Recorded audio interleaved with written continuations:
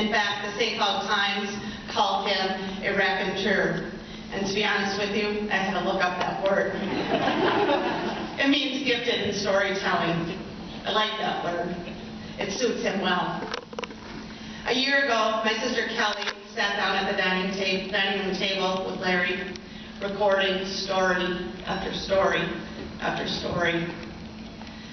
Now, some of the stories Larry would tell, I would shake my head in disbelief, and I actually hoped that at least they were partially fabricated. But to my surprise, there were associates who would actually verify the crazy events.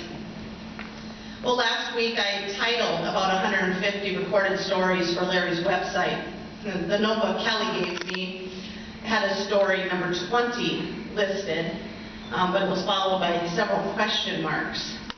Yet somehow the file was empty, so I labeled it missing file and didn't think much more of it.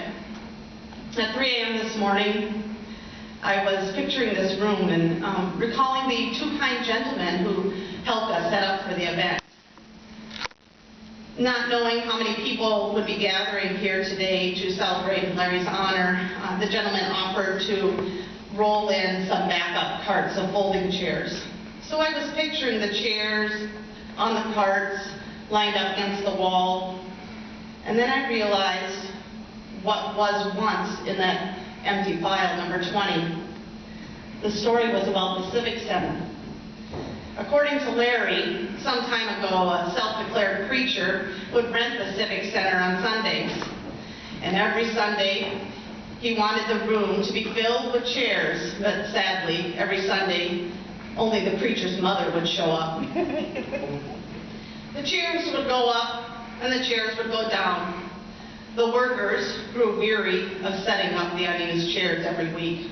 They suggested to the preacher that the chairs stay on the cart, and if or when someone came in, they themselves could remove a chair from the cart and have a seat. But the preacher insisted. They opened up all 200 chairs and lined them neatly in rows. And at the end of the hour, the preacher would lay his hands upon his mother's head and cure her of her ailments.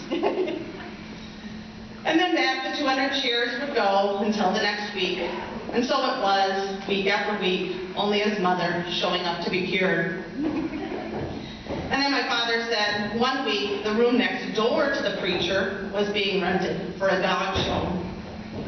Now, it was at this point that I again started to shake my head and said under my breath, no, no, no. And he as always would reply, Shannon, you may be in trouble that you understand my humor so well. And I told Papa, I do know where this is headed, and I have to agree with Kelly on this one. There isn't an ounce of truth to this story. And I said, Papa, this is a very long story for a short one-line joke. Nevertheless, he finished the story. The week of the dog show, the preacher, as usual, placed his hands upon his mother's head and yelled, "Heel!" And all the dogs from the show came charging into the preacher's room.